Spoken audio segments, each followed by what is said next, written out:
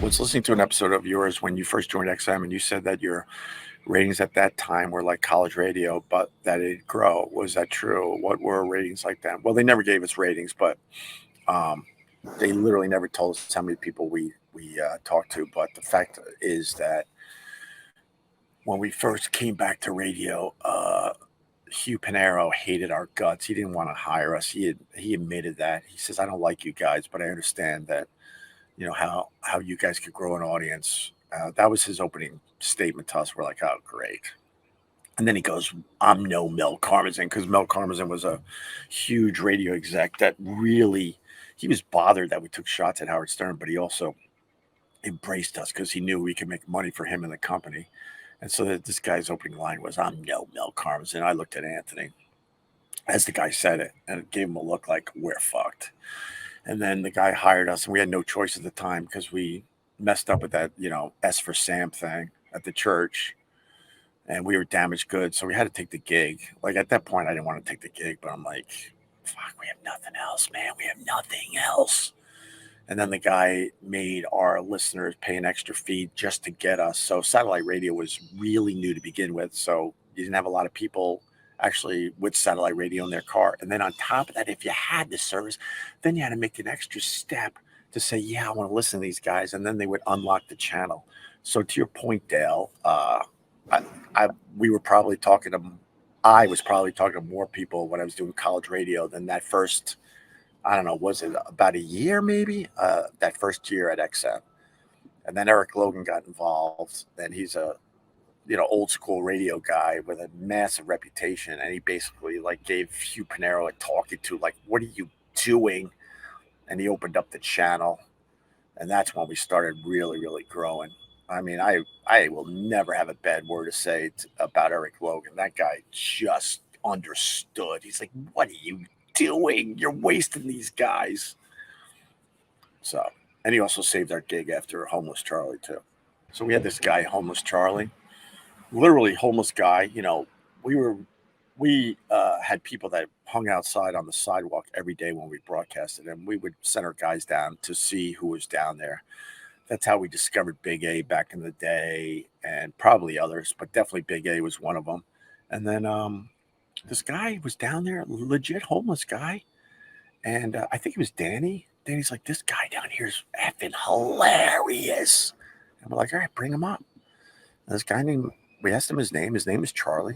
I think Dan, uh, Danny Ross brought this guy up because he was the one that was definitely going down the street and trying to see if there were any characters down there. And then, the guy came up. We found out his name was Charlie. He was legit homeless, and then he just did a set on the radio that was beyond hilarious that you would laugh at it in a comedy club.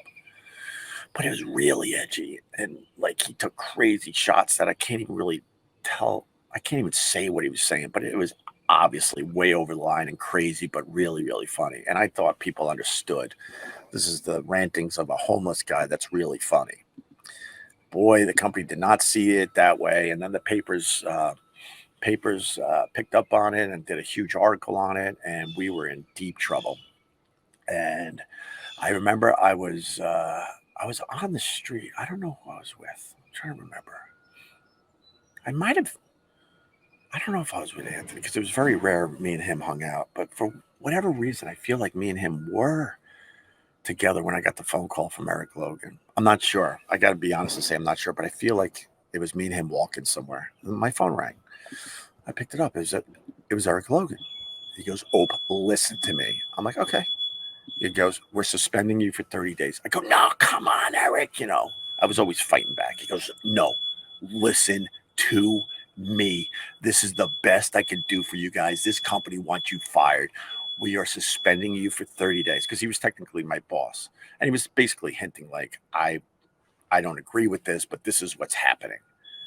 And I'm like, oh shit. I could tell he was like scared and serious. I'm like, oh, okay. He's like, so we're suspending you for 30 days. Don't worry, we'll pay you. That was always the thing you would tell the press, like, we're suspending them without pay. But then behind closed doors, they're like, go take a vacation. We're still paying you because they knew it was great publicity, especially in the old days. And then, we were also doing regular radio at the time, but Homeless Charlie wasn't on our regular radio show. It was only on the satellite side. So Tom Chiasana was our boss on the other side, and he's like, "We'll take you for 30 days." So there was a period there that we were suspended from satellite radio, but we're allowed to continue on just regular radio for those 30 days. And then we came back strong.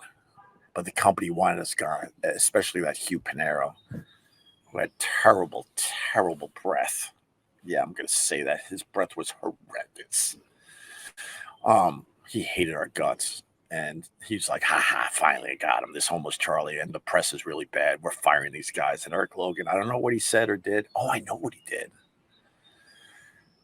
Because Reverend Al was sniffing around. That's right. Reverend Al was sniffing around. He was like the main guy that was trying to get us fired, and Hugh Panero was in step with Reverend Al. And I believe this is how I remember it. ELO basically gave Reverend Al a show on satellite radio to calm him the F down, to have his people back off from us. And then that paved the way where we could just have a 30-day suspended without pay and then come back. I believe that's how it all went down. Yes.